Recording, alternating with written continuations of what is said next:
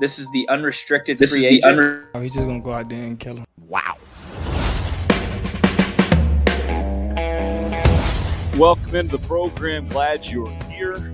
And I just pulled my microphone completely off the table. Oh, I think South Carolina's catching Clemson. I really do. Not what we've seen so far. They haven't closed the gap.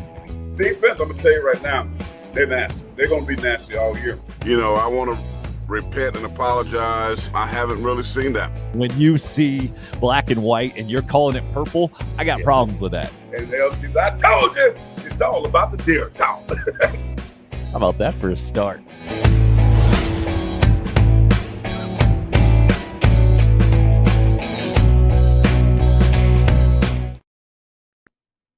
Good morning to you. Hope your Tuesday's off to a good start. Thanks for hopping on with the unrestricted free agent crowd this morning. Who knows what we're going to get into. Poor Corey Miller there in the intro in New York last night. Joined us yesterday from the Starbucks somewhere in the city or right near the Meadowlands. The old, I guess it's MetLife Stadium now, right? Back for the first time in 22 years, I think, getting recognized before the game on the field with a bunch of his buddies, Lawrence Taylor, Michael Strahan. Didn't go well for the Giants. Did turn from an ugly game into a really fun game, and I had a blast watching that thing with Peyton and Eli last night. We'll get into it. First, want to say good morning to you guys who are being kind, showing your manners as well. DC, the first one in with a morning. Anthony with a good morning UFAs as Craig hops on too. He just goes, good morning, fellas. Craig, how about all the ladies out there? Chris on the Facebook live stream. Morning, Tim, fellow Gamecocks. How about them Cowboys? He's pumped up. Such a thing. That game it was the night before, too. Broncos and we do this already. How quickly we forget, right? We can all go to football games now. It's close to normal, and yet we can still complain about having a game.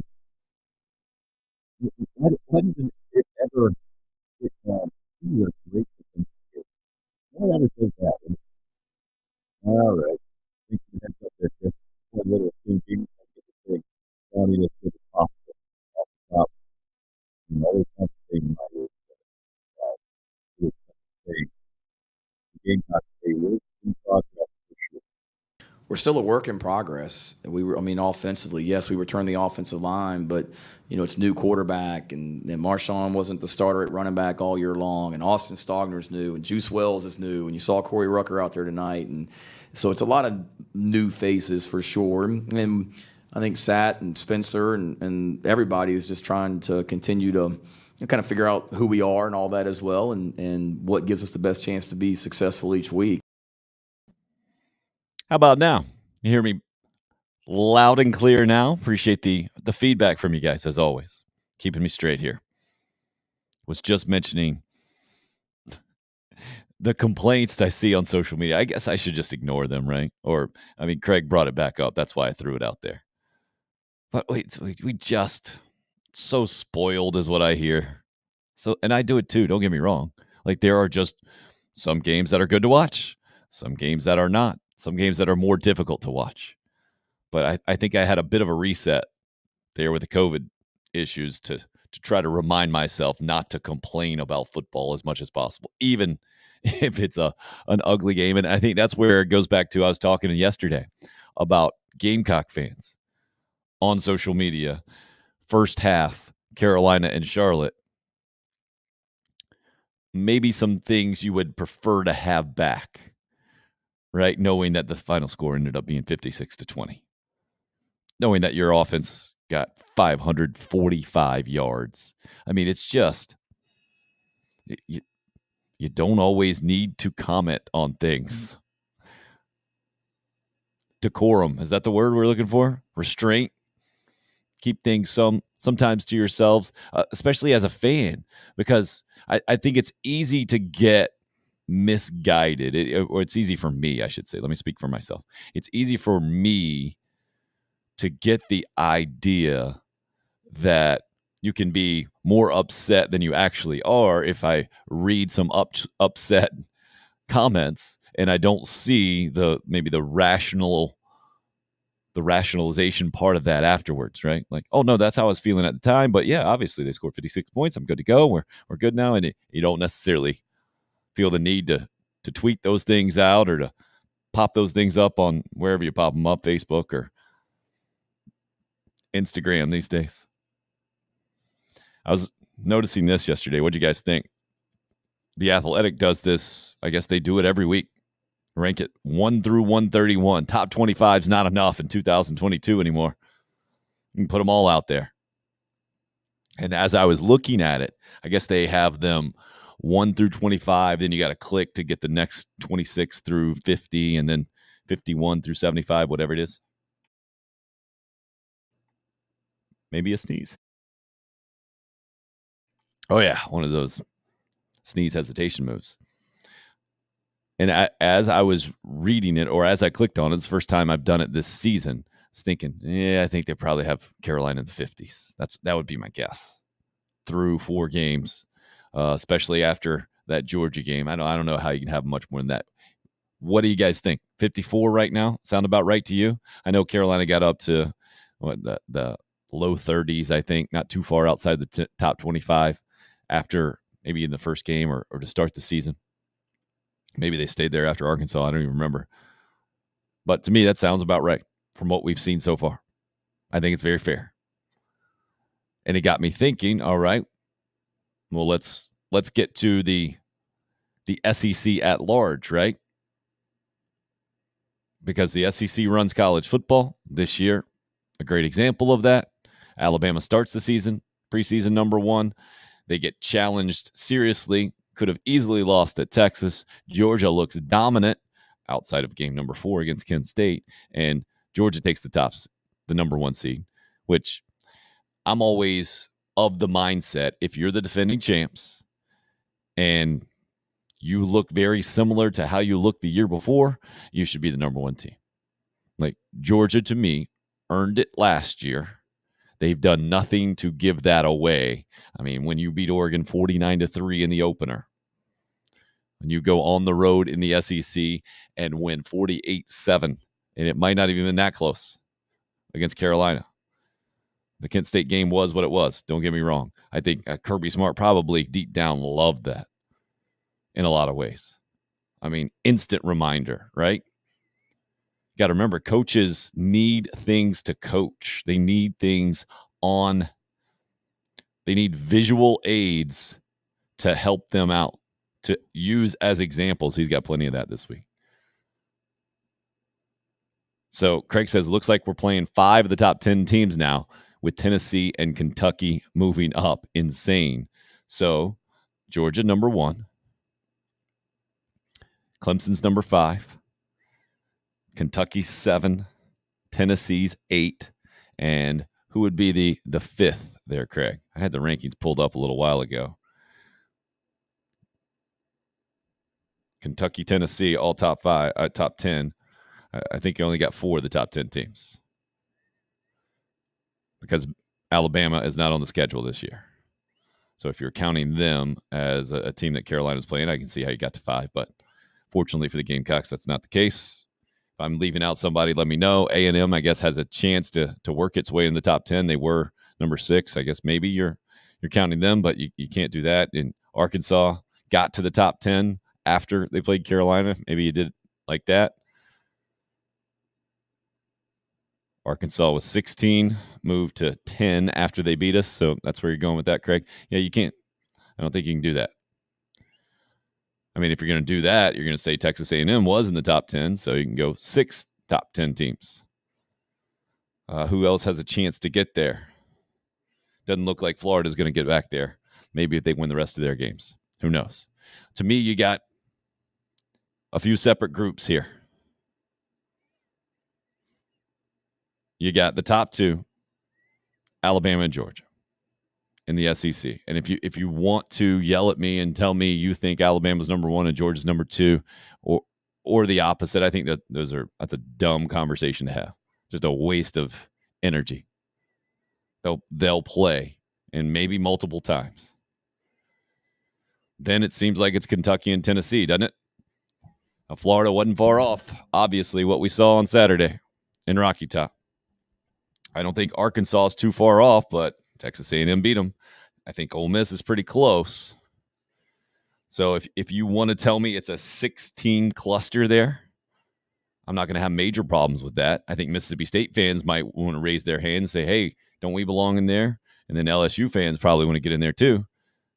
I don't think either one of those two quite deserves that. I do think it's Kentucky, Tennessee, certainly seemingly now, but I would throw all 6 of those teams in there.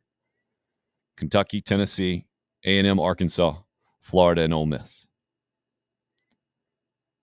How you rank those 3 through 8. I think right now you got to give Kentucky the nod, going to the Swamp, getting the win. Certainly what's going to happen with Carolina next week, going to be a big part of that from our conversation for sure. Got to give Tennessee credit for beating Florida. So I think they're there at the top. Then I think Ole Miss deserves to be right behind them. Then what do you do with A&M, Florida? I think you got to give, I think A&M and Florida very similar, right? And Arkansas obviously could have very easily won that game against A&M, so not far behind.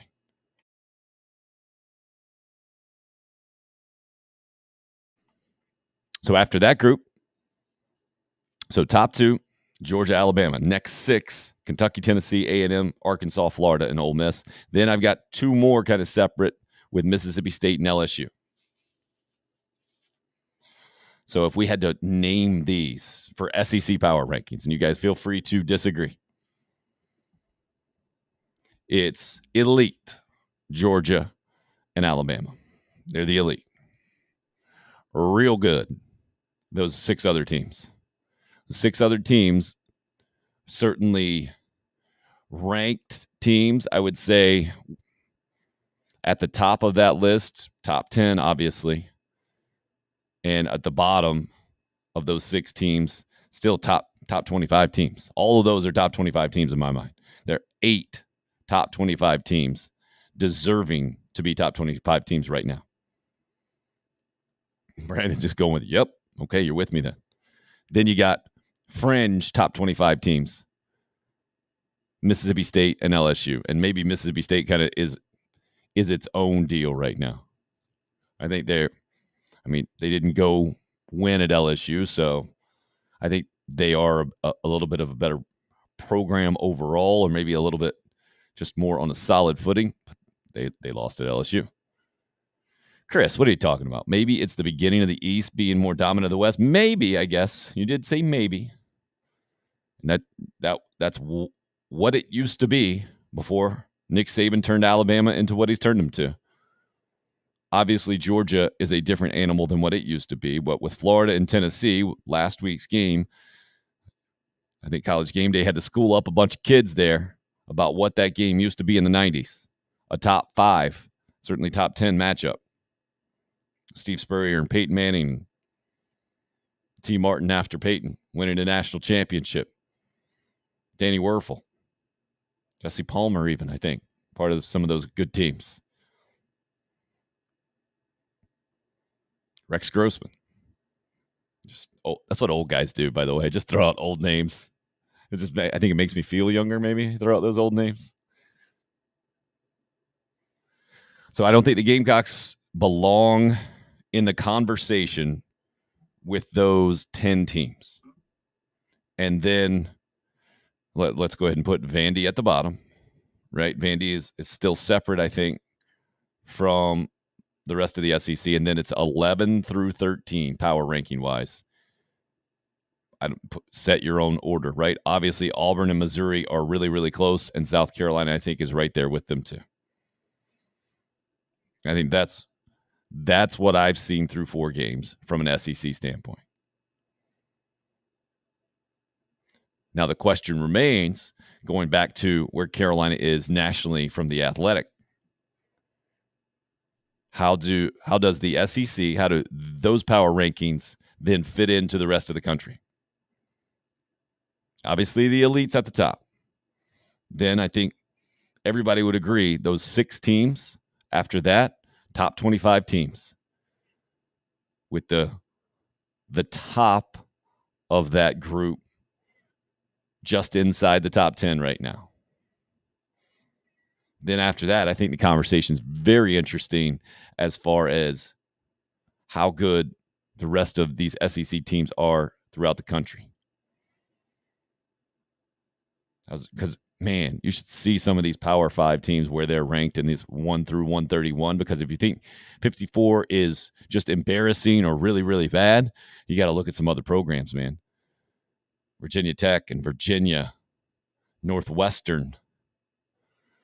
Like some Northwestern's, in my opinion, Pat Fitzgerald, pretty proud football school. I know it might be a little laughable, but, I mean, recently they've won their fair share of division titles. Nice. Riedel Anthony. Well done, Craig. Ike Hilliard. What's his name? Javon Curse. Sure. But I think that's about right. I think Vandy drops into, 70-ish maybe out of the 130? Hawaii is close to last, by the way. Remember that whipping that got some attention, that got attention at the beginning of the season just because it was the first game.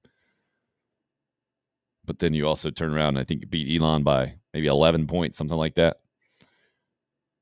Got to hit the pause button on Vandy's big resurgence, and Alabama completely thumps them in the whole deal over the weekend. They're a Vandy team. Missouri thumped at Kansas State. Big win for K-State over the weekend against Oklahoma. Big loss for Brent Venables and company. The Auburn miracle.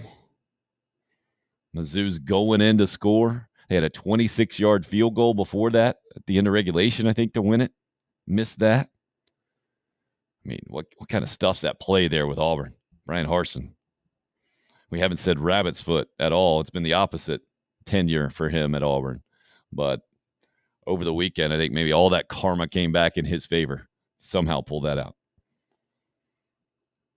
And Carolina can't do much to improve any kind of national perception this week with South Carolina State on the docket. They can do plenty, I think, to continue to win back, to restore confidence in its own fan base.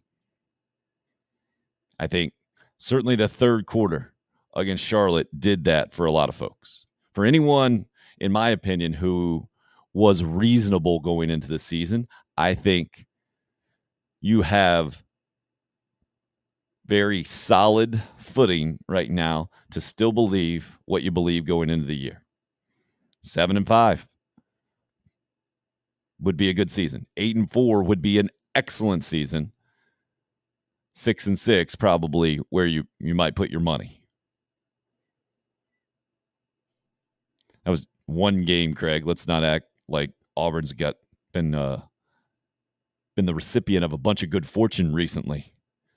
But that one, it was crazy, no doubt. But you guys with me from the Carolina standpoint? That, halftime of that Charlotte game, you could very much argue this thing was headed in that direction. The Gamecock program, having proven next to nothing on offense through 3.5 games, with 2 of those being against subpar opponents in Georgia State and Charlotte. Craig's going back to the kick 6. Okay. But it just shows you, man, how quickly this thing can change, right? The roller coaster that is college football and the beauty of it. And running for 295 yards against a bad defense. Charlotte's a bad defense. Got to keep it in perspective, but I do think you can kind of, it's like my kids play these video games and your health gets knocked down if you're playing a fighting game or whatever it is. It's like that meter, that health meter got restored, I think, from the Gamecock perspective. I think the tricky part, if we're going to stay with that analogy, is overly optimistic Carolina fans had the perception that you were going to be this massive beast character in the video game, as opposed to basically the same character that you were last year. Maybe that who is the guy on Mike Tyson's Punch Out? It was something Joe, wasn't it? No, Glass Joe was a character that you played against, just the little guy. I still think you're pretty much the little guy in the SEC.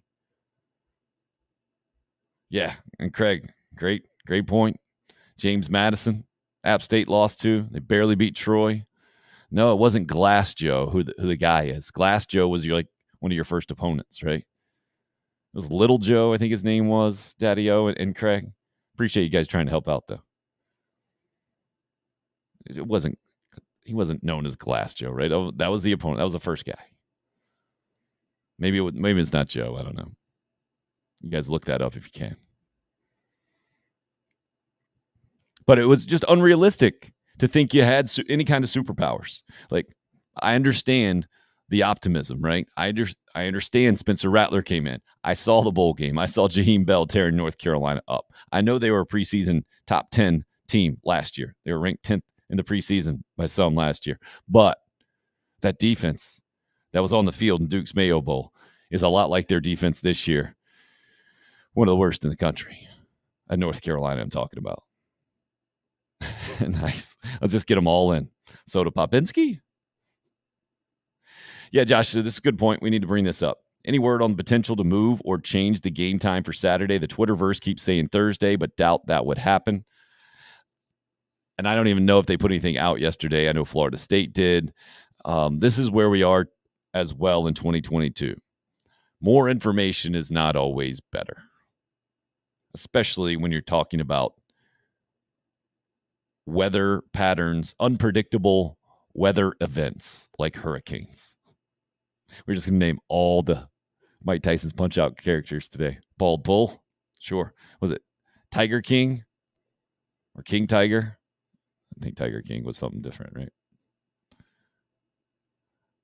Who else we got? While we're here, Sandman is on up there, right? Let's get them all out there. I don't know how you feel about it, Josh. And before you answer, please know that I feel like I am learning a lot about people. Piston Honda, well done. Yes, we are definitely dating ourselves. Bunch of 80s, early 90s kids here. Bunch of Nintendo kids that are not kids anymore. So I'm learning a lot about people, especially if you're a Gamecock fan through 4 games, how you're seeing those 4 games. How much you've freaked out or are critical,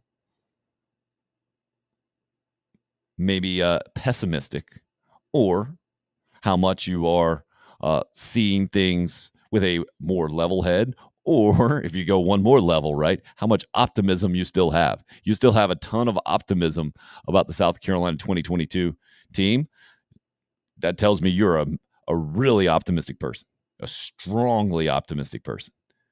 Difficult to shake your optimism, and maybe a little delusional, right? That line, that's an interesting line up there.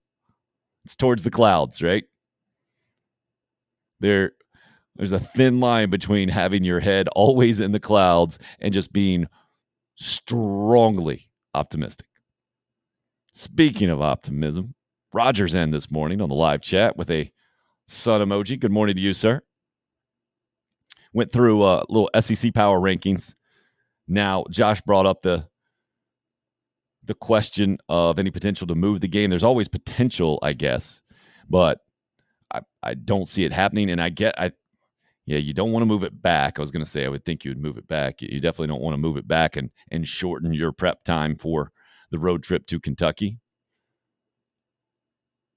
But I don't think there's anything solid right now from a model standpoint, how the meteorologists would do it, saying that you absolutely need to move it. Like, I've sat in some rain games at Williams-Brice Stadium. Sometimes it rains when you play football. I get it that you would prefer to have ideal conditions, but we can't be that soft, can we? Yeah, they did move the Georgia game to Sunday back in the day, but that was a conference game. Not sure if the SEC had input on that. Oh, they did. I think they'll try to get it in no matter what. No doubt. Chris, strongly optimistic. Anything can happen. The proverbial switch can be flipped and everything can finally click. He's an optimist. I admire that, Chris. Not quite that easy, right? I think you got to see signs. I think you did see a step in the right direction. You saw positive signs for South Carolina. If you're denying that, I think you're on the other end of that spectrum. You're negative Nelly. 295 rushing yards. About all you could ask for. About the best you could ask for, isn't it? From a South Carolina team that was averaging, 70? Marshawn Lloyd goes for 160-something and had only run for 55 as a career high in a game before. Well, Daddy-O, I think that's the projection, right? If you don't have power and if it's a very severe storm, that's the only reason that you'd move this thing. And several years ago, that's exactly what it was in South Carolina for a lot of people. He says, no power in the low country. And you definitely, I'm not saying that you want to play a game in a hurricane like South Carolina did to start the Lou Holtz era up in Raleigh against NC State. But also you don't want to overreact. You don't want to, that there are a lot of moving parts. And South Carolina is even different than a lot of other big time SEC programs, even like Athens, for instance, Auburn. These are college towns. To me, I would think it would be a little bit easier to mobilize and move a game up a couple of days than it would be in the capital city of Columbia, where you got all the city stuff to deal with as well. Yeah, you get the availability of state troopers and the whole thing. It is a state decision if that game ends up getting moved. I don't think where the models are now, it merits that as we sit here. And it does have to be done relatively early with a good amount of a heads up of some lead time, I guess you would say. Yeah, Josh says, I sat through all 4 quarters of the Mizzou game. Best environment in Willie B for only being half full, if that. Yeah, I always probably say it way too much. I was shorts and a T-shirt in that Hurricane game up in Raleigh like a dummy back in my college days. It was a blast. Very memorable. The game was ugly. What was the final score, like 10-3 or something?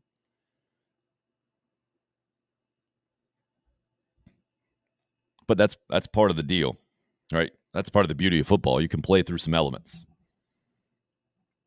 If you want things to be perfect, you would move the game as we sit here right now. I think that would be an overreaction. That tends to happen, though, overreaction. Okay, and man, I get it. There are a lot of economic factors in play, too, right? A lot of people make a lot of money off South Carolina football game days. Yeah, Clemson, Notre Dame, 2015, Troy mentions. Rained all day and night. Heck of a game, right? Is that the one Bullware made the hit at the end to keep him out of the end zone? Clemson wins. Basically a walk-off tackle.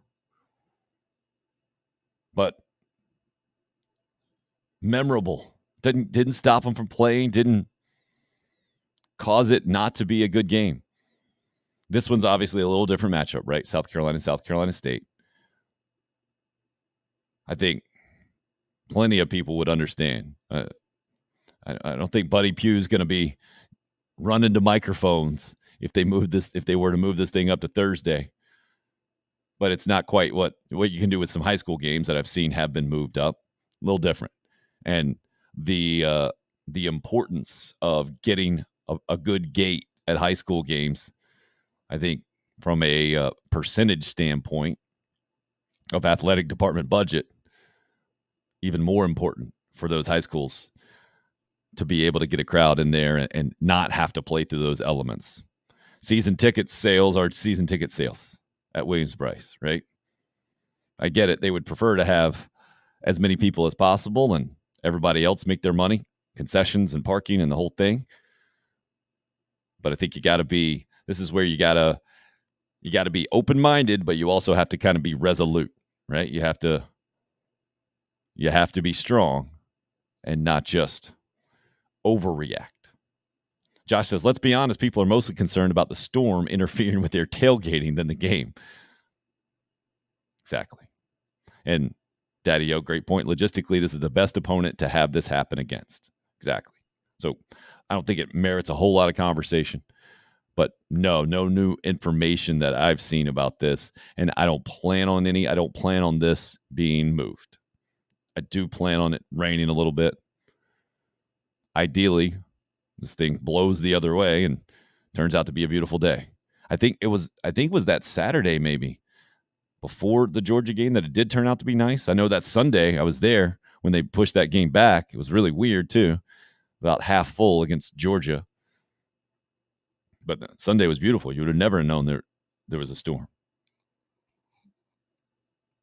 And Roger's confirming, yes, a lot of times the football gate funds a vast majority of the athletic department budget in high school. Thank you, Roger.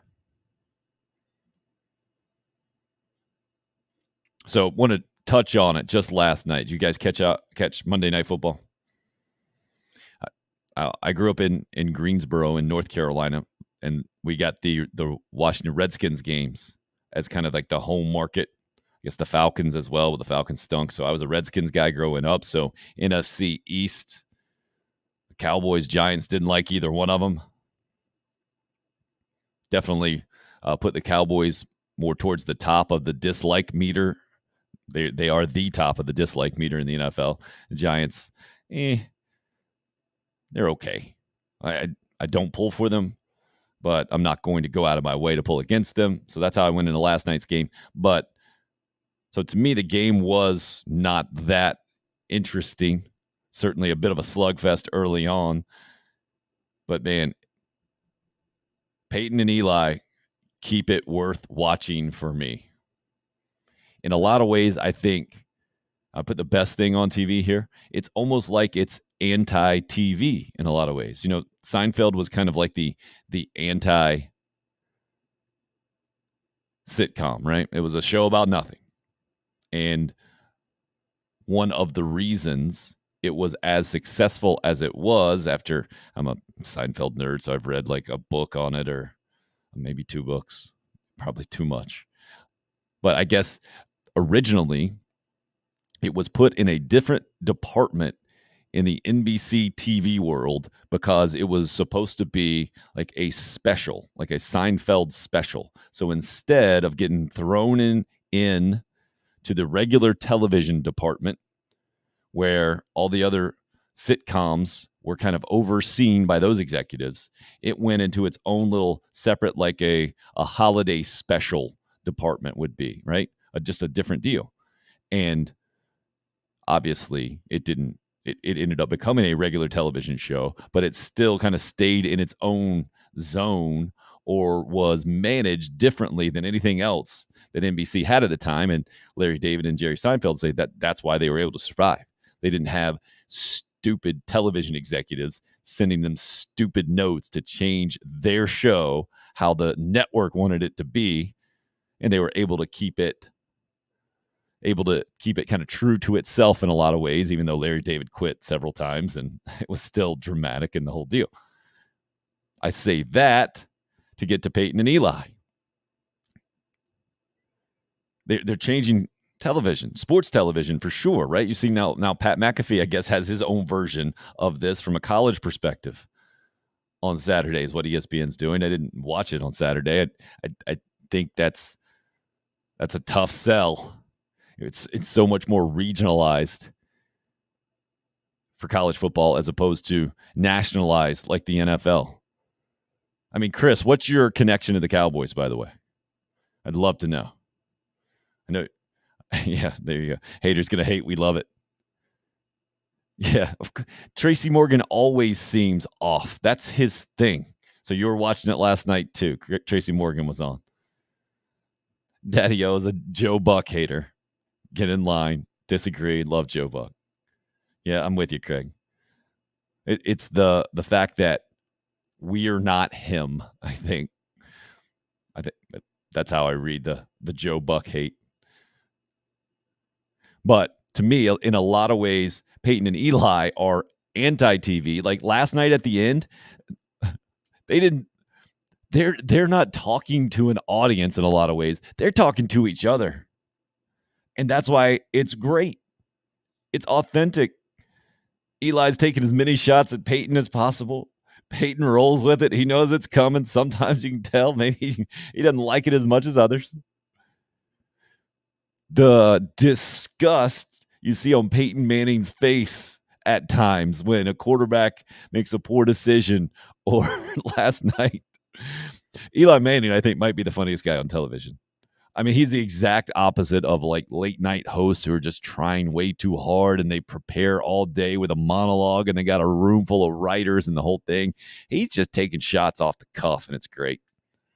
I mean, maybe when they replayed a Peyton Manning bootleg touchdown run from years and years ago, and they were talking about how Peyton was being self-deprecating, say one of the goals in his career was for the other team to have a spy on him. It never happened in the whole thing. And so they show this one rushing touchdown, and Eli Manning takes the shot. Like that should have been a delay of game penalty during the play. Great line. Maybe that was written for. Maybe that's been said before. But there's another one. What was the other shot that he threw in there? Oh, yeah. So the Cowboys scored a go-ahead, and I think it was the go-ahead touchdown with about 10 minutes to go, and they cut away to the owner's box, right? And there's Stephen Jones, Jerry Jones' son, kissing, which I assume was his significant other. And Eli's like, kissing? Fourth quarter touchdown? Like 10 minutes set? Kissing? Seems a little much. Like high-fiving's good, but kissing is exactly what I was thinking. I think it's exactly what most of us probably thought. What most regular people think while watching a game is what Eli and Peyton say, then combined with the massive amount of sports knowledge, they also say that too.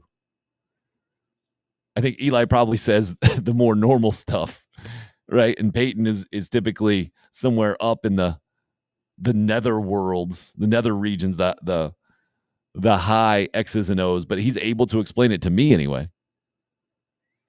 So Chris says, stepdad's from Texas, Terrell, Texas. Got me loving the Cowboys around 10 years old, and I'm guessing that got you some really good championship years. I'm hoping for you. Josh says, how many times did ESPN cut to Aaron Judge? And kudos to the social media team at Carolina, like always. Tremendous post the other day. Best entrance in all the sports, you be the judge. And they showed getting ready for 2001 and then the cutaway to Aaron Judge. And the SEC shorts, best one I think I've ever seen. And I probably say this near every week, but Tennessee coming to the top 10 meeting, and then they cut away to Aaron Judge as well in that thing. It's great. And again, a great example, just like the Seinfeld reference I started this little rant with, right? How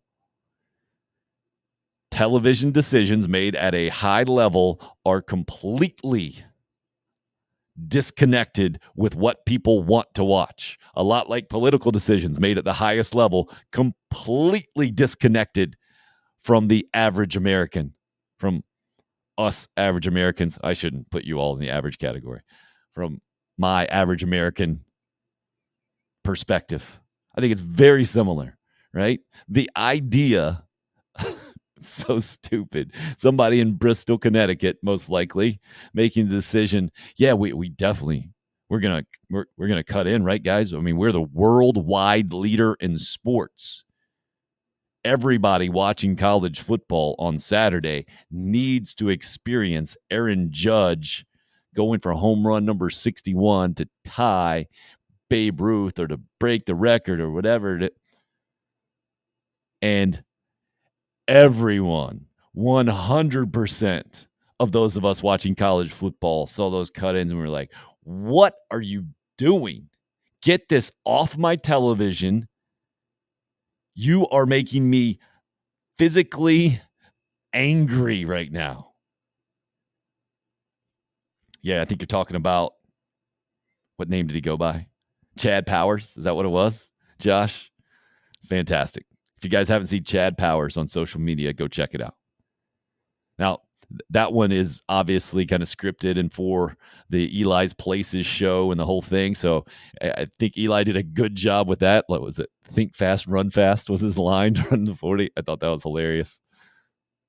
And yes, the open mouth face is awesome. He had it for a while where like Peyton Manning will just watch sometimes. That's my favorite part of Peyton and Eli, when they just watch like the rest of us. They're trying to figure it out at the same time. They're not pretending that they know what's going on or just doing that dumb thing like describing what we're seeing that play-by-play guys have to do or felt like they've always had to do, and that's kind of like the standard, have to kind of justify their jobs in it. They're just like watching, and Eli's doing it with his mouth open half the time or every time, and Peyton's doing it with like the look of a disgusted genius. You know what I mean?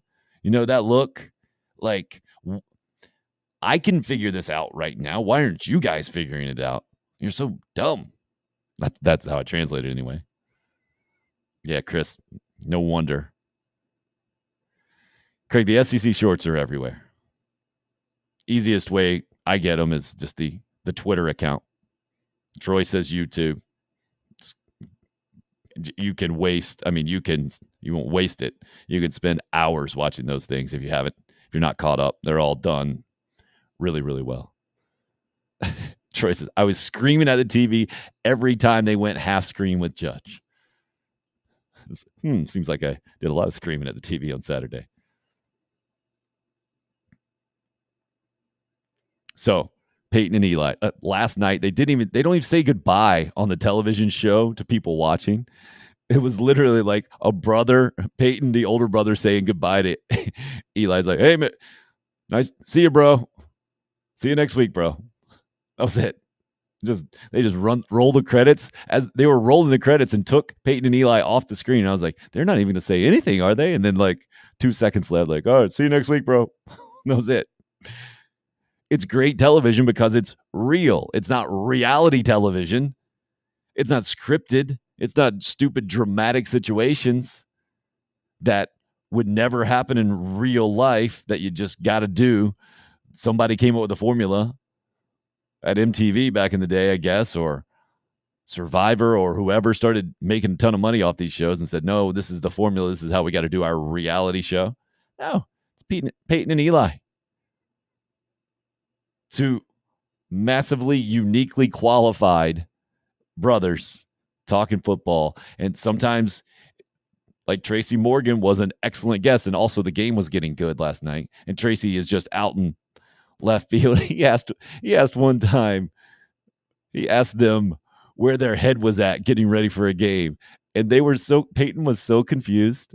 It's like, where's my head at now? What do you, I mean, Tracy Morgan doesn't qualify his comments ever.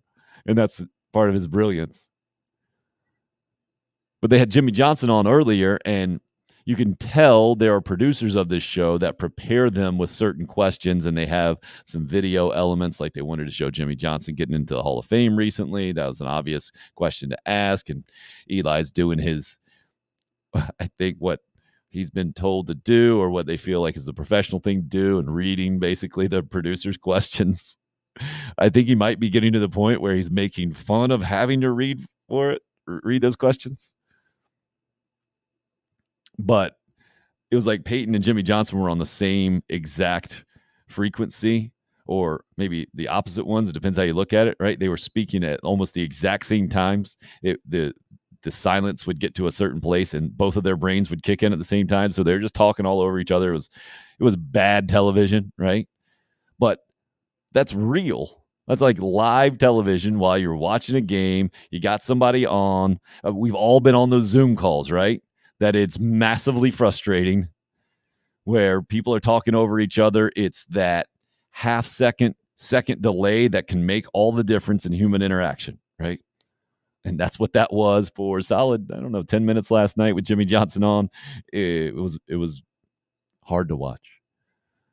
But when I'm going in another room, I went and I got some cereal last night, and I hear, like, I think it was Tracy Morgan was still on. I hear three guys just like going, oh, just reacting to football. It was like I had three guys in my living room who were also watching the game, and I was missing out. So it just brings me in. It makes me feel like I'm part of the game watching with them, not them telling the game to me, if that makes any sense. And I love it. It's the best thing on TV. I hope they do less of the scripted stuff. I hope they just allow Peyton and Eli to continue being themselves. I think they're fortunate enough to be at a place where they don't have to take any notes. I think they win all power struggles with any kind of television executives, like the place that Seinfeld eventually got to, like who Jerry Seinfeld was, I guess, kind of uniquely qualified at the time. And that's when we get the best stuff. Attaboy, Craig. Make sure you're subscribed to this YouTube channel too. I'm sure you are. 4th and 1. Yeah, let's show them baseball. Chris says Judge is the creative player on the MLB The Show game. Yeah, he's ridiculous. But you got to understand, time and place. The time and place to show those cut-ins is during your dumb talking head shows, right? Or I don't know, those other fill-in sports that you have. But you guys got to understand, in 2022, if you want to watch something, you're going to go watch it. You want to watch college football, you don't want to see other stuff. Show me after it happened. We can wait the 2 minutes for you to edit it. You can pop it in at the right time in the game, and that's a much better television viewing experience for college football fans than messing with my game at the wrong time and showing me live stuff that's worthless. I don't need to see a check swing strikeout by Aaron Judge. Get it out of there. Get it out of there. Yeah, Troy, that's why they're the pros, man. I don't know how those guys and gals on SEC Shorts keep a straight face. That and how quickly they do it, and how just they're the exact opposite of the ESPN executives, right? The exact opposite of those NBC executives. They are on target, finger on the pulse of fan bases every single time. It's fantastic. It's great. Love it. All right, Adam. Let's help you work through this. Adam, unprompted here just a few minutes ago. I'm glad we won talking about the Gamecocks, but remember, we played a bad team. Don't get your hopes up. It's like me and like dating. In your dating life, don't get cocky yet. All right, Adam, I hear you. What's your next one? Next week is a key week for the Gamecocks. Got to see if this offense is good or bad, like my dating life. All right, Adam, let me help you out here. Okay. It's not exactly like dating, because you have someone in charge of the situation. Nobody's really in charge. I guess you could say you're in charge of your dating life, but you can only do so much, right? You can't have someone that you trust, and you can't say you're doing a good job in your dating life, I guess is what I'm saying, because there are other factors there. I guess maybe you're doing a good job if you're staying away from unnecessary drama, but sometimes it takes time. It's going to take time for Shane Beamer, but we can evaluate whether or not they're doing a good job from week to week. So maybe it is a pretty good analogy there, Adam. Daddy O says, when you get married, there's definitely somebody in charge. If mom ain't happy. Yeah, well, that's why we're saying this is dating life, not married life. That's a completely different deal, Daddy O. Troy, Adam might want to check out those dating sites that pop up on here from time to time. Those are not dating sites, sir. I think what Adam meant was we finally scored, DC says. Last week it was me and DC who were salty this week. It's Adam. I think DC's still there to a large degree. Adam, when you mentioned you played a bad opponent, nobody is saying that Charlotte was good. Nobody.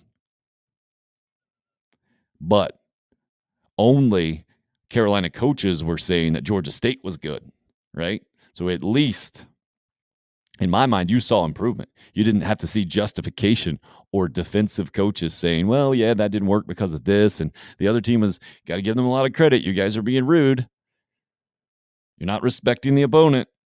We don't have to. That's not how it works. You guys need to get your finger a little bit more on the pulse of fan bases and realize fans don't want to hear that mess. That, yes, you need to respect your opponent. You're in the business, right? We don't have to speak like people who are in the business. That's not how fans talk. 1 through 131. Let's rank them all. You're not in the top 25. A lot of people think you're not good. That's how it works. You guys are getting paid big dollars. Suck it up. You don't like it. You don't have to like it. Fine. Don't tell us about it. We don't want to hear it. DC, I've been salty since Muschamp. All right, Daddy-O, interesting. On a dating scale from 1 to 10, Charlotte was a hard 3. Nothing to brag to your buddies about. Okay, I think that's fair. But that's interesting. Like you're talking about, I guess, what kind of prize, what kind of scale you would get if you were dating a perfect 10. Would that be like playing well against Georgia? That seems odd to me because it's supposed to be like a match when you're dating as opposed to competing against the other person. I'm struggling with this analogy now. No, Roger, they were better than Georgia State. They beat them in Atlanta. So that's what I'm saying. We have to keep it in perspective. Charlotte's not good, but they had just won a big game for them for sure and kind of saved their season. Their quarterback was good, playing well, and then Carolina just dialed up pressure and just knocked that poor guy out of the game. Poor Chris Reynolds, man. He reminded me a lot of what we've seen with South Carolina quarterbacks. To me, that game was Ryan Helinski's season as a Carolina starter. Guy coming in. He's got skills. He's got confidence. He's making plays.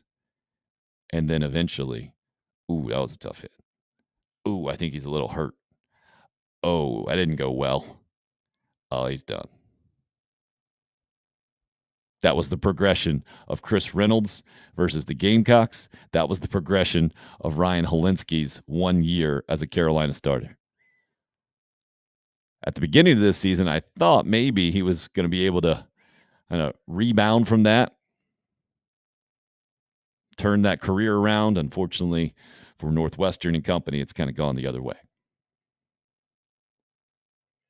Charlotte would have been a 3 if they didn't have to have a wart on their face. Defense, Troy says. I should have read that first and not gone into that one blind. I trusted Troy more than that. Now I'll know better next time. Well, this dating scale got you guys a little too excited, I think. A couple other notes from last night. We'll get back into Carolina football, plenty more, and we got Rick Sanford coming up here in a few minutes. Have a much more qualified opinion. Being the first ever first-round draft pick out of Carolina. And defensively, I'm really interested to hear what he has to say, too, because of, that pressure, how they dialed it up and just changed the game in a massive way. And the season and really the direction of the program, for my mind, how it was on tilt, headed the wrong way. And that third quarter got it back to level, is all I'm saying, Adam. Level. Okay, not on the uptick. You do that again against SC State, I think you can go slightly pointed in the right direction, right? But you're going to have to do it against the 6 SEC opponents in a row. You're going to have to win your fair share of those games to really get the program going right back up. I threw up the headline here. Elder throwing a shutout for the Braves last night against the Washington Nationals in Washington. First rookie complete game shutout since 1990 for Atlanta. How about that? And the Braves now 1 game back with 8 games left. fantastic spot to be. Again, what was it? It was last Thursday night when Atlanta was on just regular Fox television with Philadelphia. We had 2 college games going on, Coastal and Georgia State. And then what was it? Was it West Virginia and somebody? West Virginia, Virginia Tech. And then the Steelers were playing, getting beat by the Browns. You had all those things going on at the same time. Really reminded me of how great this time of year is as we're getting close to October. Now we're getting really close to postseason baseball as well, overlapping. Some really important games coming up. Oh, great time. Just a great time to be a sports fan. And no restrictions, no overlap of COVID into the conversation or anything else. Great. And as I say that, I wanted to get to one other national headline now. Yeah, Chris, their third string quarterback was in there in the fourth quarter because the other 2 guys got knocked out, I think. So I mentioned the COVID stuff. You guys, the latest story out of the NBA, we won't talk about it long. We don't talk NBA much, but just that Kyrie Irving saying that he basically cost himself a 4-year, $100 million plus extension, his decision not to get vaccinated. With my personal history being involved with a decision like that, nowhere near the money, obviously, but just wanted to bring that up and say, wow, like that's a different level, but ultimately there are still people with principles out there making decisions, in my opinion, for the correct reasons, which is always reaffirming for me to see and hear about. A lot like Aaron Rodgers, Kyrie Irving, I don't agree with everything, every opinion they have. We don't always see eye to eye. To me, that's what living in a democracy is. You shouldn't expect to see eye to eye with everybody. Sometimes you do agree with certain decisions people make, and you have completely opposite stances on other things. Shouldn't expect to be always on the same team. We should be able to deal with each other like adults. Unfortunately, it's not always the case. But just $100 million beside that story, I thought notable to bring up today. Just wanted to throw that out there. So, from the college football standpoint, have we learned a ton as we sit here a third of the way through the season now? I think we've learned some programs we have. I don't think others we've seen enough of a sample size. I think Florida, maybe we've seen enough good games. When you play Utah, Kentucky, and Tennessee, I think Florida is the exception right now, right? 3 of their 4 games against really good opponents. So I think we know. I think Billy Napier, solid B, maybe B+, don't you think? Through those 3 games, I know they lost 2 of them, but Florida, they finished 6th in the East last year. Dan Mullen lost the program. I think Florida fans, maybe not, because they can be ridiculous. I would think any kind of rational Florida evaluator would say, it's a pretty good job. Win one of those games, lose 2, but be very competitive in them. One of those losses was at home to Kentucky. I think that's the one that you would certainly prefer to have. I'm sure Florida fans would have said, no, to get a B, at least a B, you got to win 2 out of those 3 games. And Florida has, Tennessee has beaten Florida, twice? Since 2004, I think now? Something like that, something crazy. So Florida fans do probably see it differently from where I'm sitting, though, with what Billy Napier took over, with what we've seen from other Florida coaches, that it's not automatic. Will Muschamp, Jim McElwain. It's not automatic that Florida stays a power in the SEC. Anthony Richardson didn't have much experience going into the year. Then, man, his numbers against Tennessee, ridiculous, right? So I think Florida kind of the exception. Trying to think of other teams at the top. Notre Dame, maybe a bit of an exception as well. Obviously, Marshall's not one of the better teams. I think they lost another game as well. Someone brought up App State losing to James Madison. Marshall might have lost the 2 games since Notre Dame as well.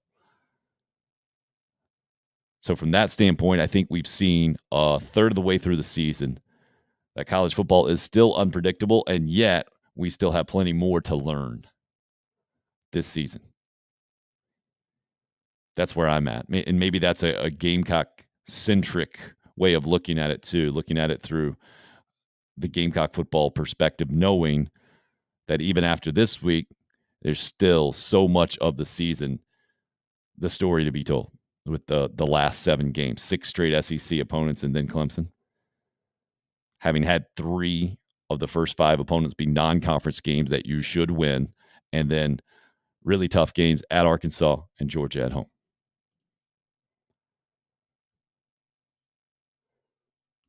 Morning, gang. York says, rumor is Thursday, 7 p.m. kickoff.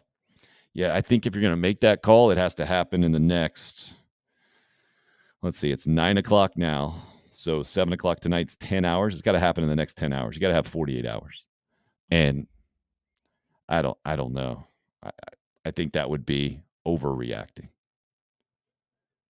But I would understand it. And if you're going to do it, it's going to be this week, right? Football coaches hate having their routines messed with.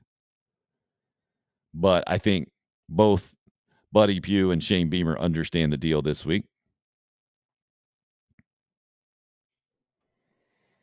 Daddy-O says we'll find out who we truly are in 2 weeks, or a week from Saturday is what he's saying. I don't know about that, man.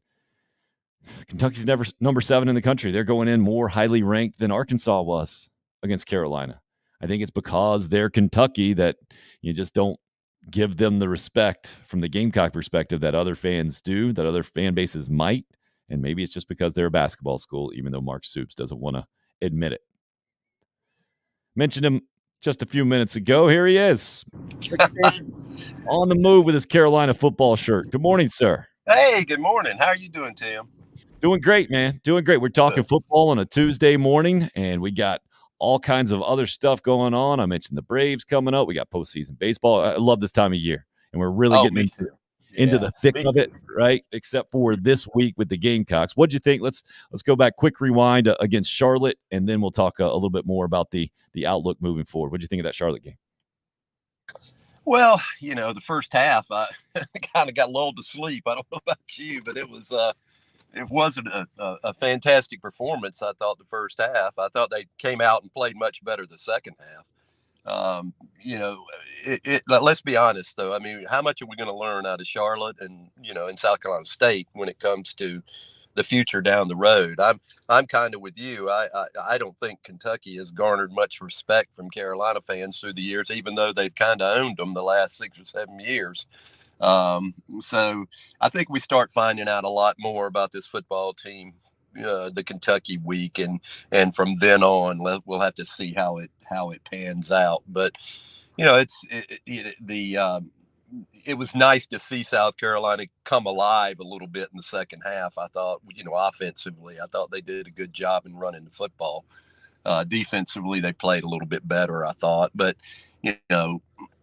I mean, you got to remember who the competition level is too. So, if you look at where South Carolina is right now, you've got wins over Charlotte and Georgia State.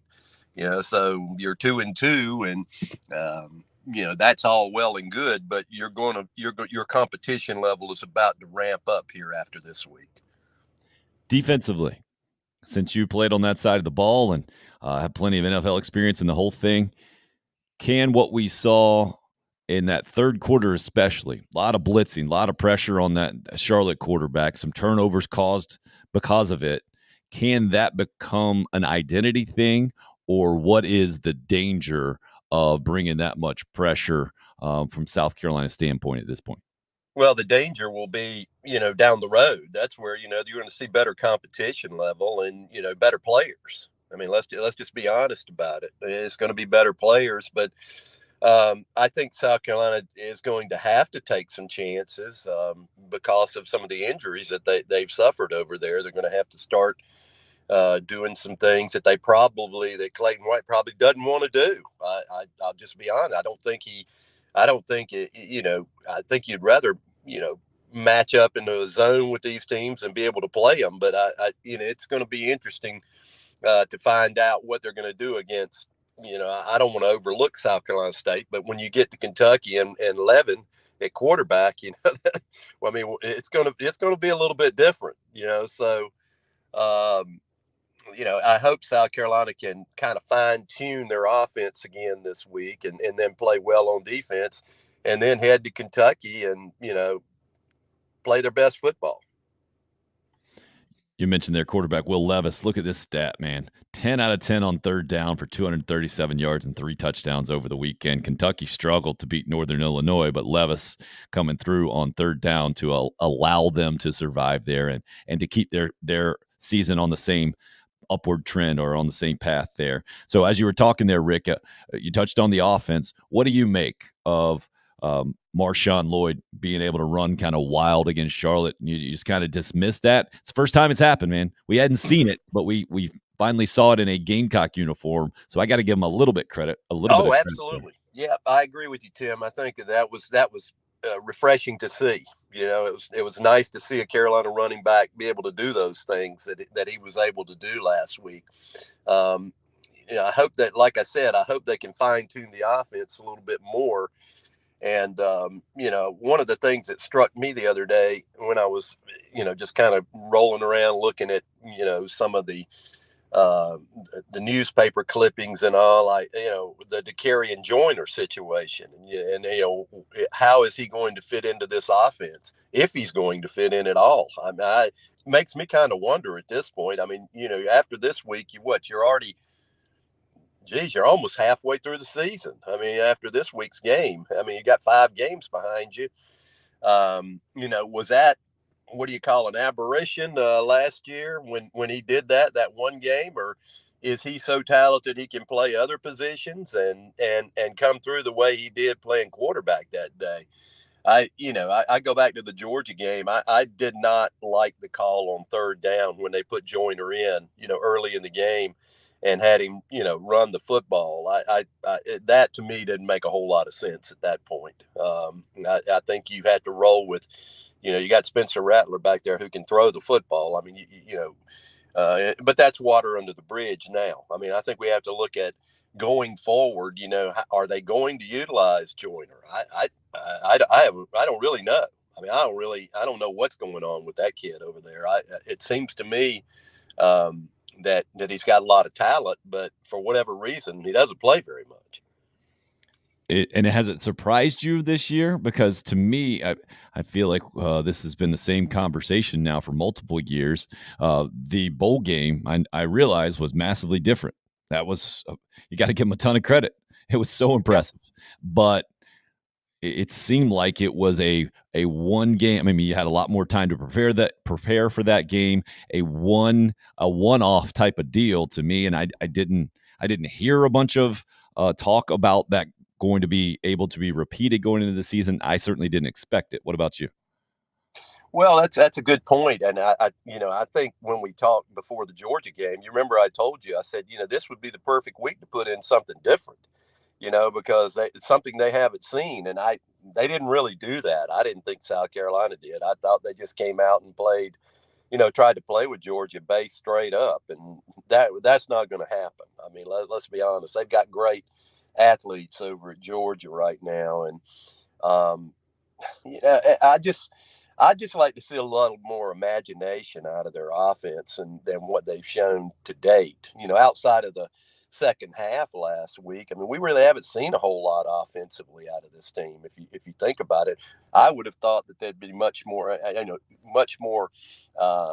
moving the football through the air than they've been able to do, and running the football. But for whatever reason, the offensive line has had some issues. They haven't been able to consistently. That's the key word, in my opinion, is that consistency. They just don't have it right now. And yes, they look great the second half. The first half, like I said, I mean, it was a snoozer. I mean, if you ask me, but I do think this team's got ability, Tim. I guess we're going to find out how much ability they got in the coming weeks, after this weekend's ball game. So what, if anything, needs to happen here? You said fine-tune the offense. What does that look like to you, Rick? Well, well, you got to block better. I mean, that's for sure. I think, with Lloyd running the ball better, I think they did block better in the second half. But you got to put that together for 4 quarters to make it, to be in games with Kentucky, to be in games, down the road with Texas A&M and some of these better teams. You're going to have to play well for 4 quarters. I mean, the thing that South Carolina that worries me is they seem to start slow. I mean, have you seen a fast start this year? I haven't seen a fast start.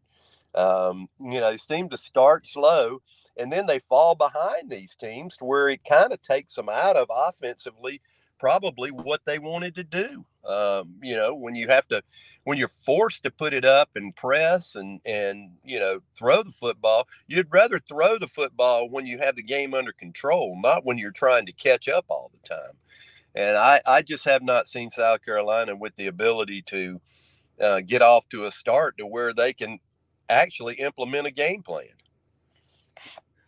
Sorry for the darting eyes here. Josh just gave us the heads up on some, I'm not even going to call it breaking news. So here's the deal. Josh says the State Newspaper just released an article that we are moving the game to Thursday at 7 p.m., but they haven't quite done that, Josh. So this is where we are in 2022, by the way. So, Lou Bijak has put out something on the State Newspaper website there at 9:03 this morning saying South Carolina is expected to move its football game against SC State to Thursday night ahead of the possible Hurricane Ian and the impacts there. Official announcement is expected Tuesday morning. Expected to kick off 7 o'clock at Williams-Brice Thursday night right now. So I've got my email up here. If that official announcement pops out, I should be able to see it. And so now even 10 years ago, Rick, maybe 5 years ago, that doesn't go out on a newspaper. Here's what we're hearing that might happen, right? This is just where we are in 2022. No. This is basically the State Newspaper saying, yeah, we think this is going to happen. We want to be the first to say it out there. I would imagine their source is pretty solid within the athletics department there, but sometimes these things get crossed and they can be embarrassing. What do you think about moving that thing up? To me, honestly, Tim, I think it's probably a good idea. But I go back to when you and I played football or whatever. You just never heard of things like this, like where if it was going to rain, so what? You go play in the rain. Right. It's just kind of crazy the way that they do these things now. Now I can understand, if they were going to do it around Tampa and down in the Florida area, that might be a little bit. But it's kind of unusual, I think, to say the least, when guys don't like to play in the rain anymore. I see. So, I think it's more so to protect financial interests in a lot of ways. And maybe true. I get that as well. That's kind of where we are in 2022. I shouldn't appreciate the air conditioning and then complain about the financial interest there at Williams-Brice. Right. All right, let's get back into the football stuff, Rick. So 295 rushing yards, 56 points against Charlotte kind of is what it is. Now South Carolina State, something similar should happen. Do you think, though, they might put more of an emphasis on throwing the football, getting it down the field a little bit more, and getting Spencer Rattler's confidence up at all this week? I would think so. I think, Mark Satterfield has said all along they're a passing team pretty much, with Rattler. Well, they haven't been able to be a passing team other than playing from behind pretty much. So, I would like to see, them to establish the identity on offense where they could kind of mix and match more than they do. I know that, the yards rushing was great, and I thought Lloyd looked great, in the second half.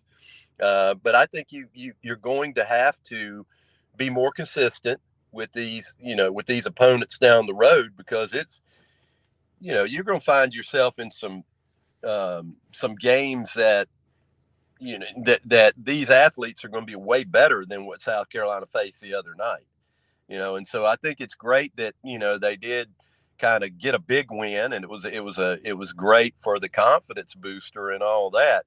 But don't fool yourself. That competition level is going to kick up here in a couple of weeks.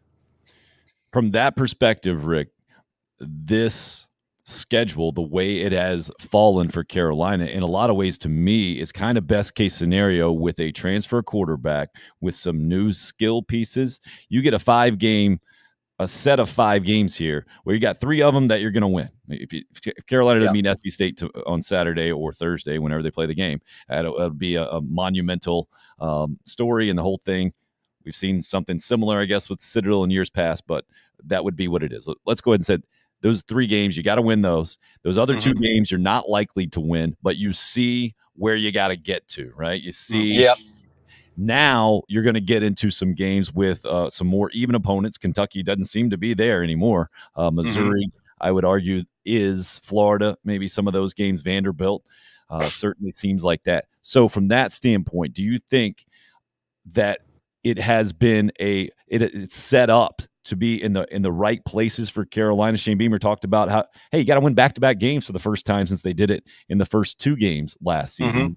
Can that be a good thing for this team, I guess, is my question. Yeah, I think so. I think it's a building block. You'd much rather go to Kentucky coming off a win and having 2 straight wins than going there with a loss to South Carolina State the week before.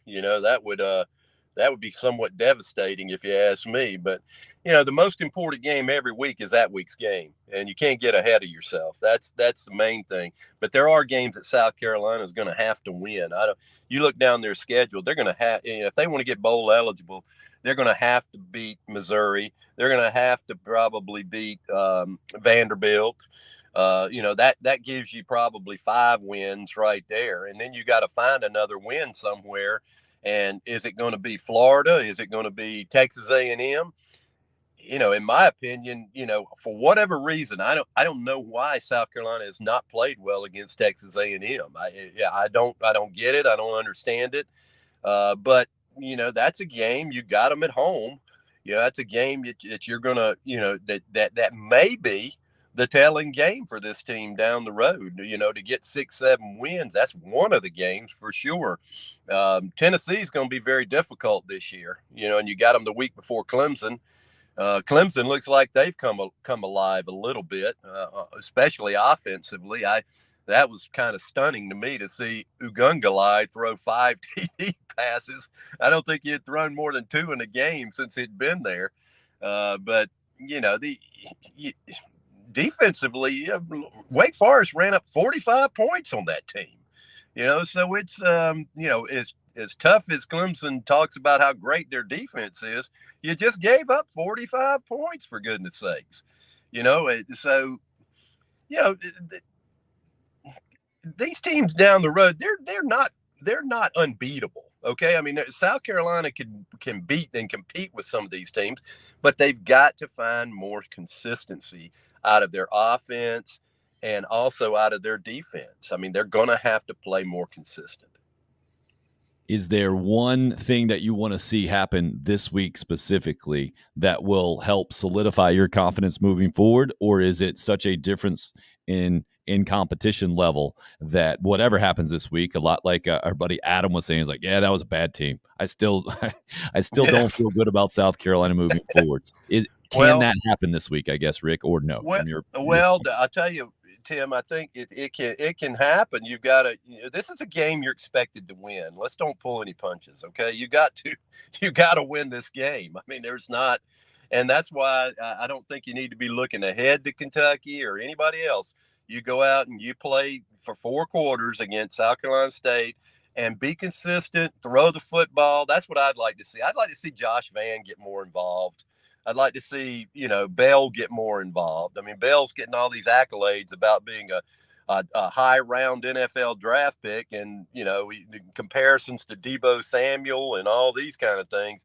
Well, he's no Deebo Samuel. Okay. I'm just saying I haven't seen that. And if he is, it'll be a surprise to me, but I do think that he needs to get more involved. If he, with all this talent that he has, they need to find ways to get him the football. Okay. And obviously you want to see Lloyd continue to do his thing, and Juju McDowell. I think, he can be an explosive player for South Carolina in the right situations. So, my biggest thing is that I think this weekend, I want to see them be able to move the football on the ground and in the air, be cohesive about it, and do things defensively to, show that you're physical enough to handle these people that you're going to be dealing with down the road. Spencer Rattler, every single drive he was the quarterback for Carolina, they scored against Charlotte.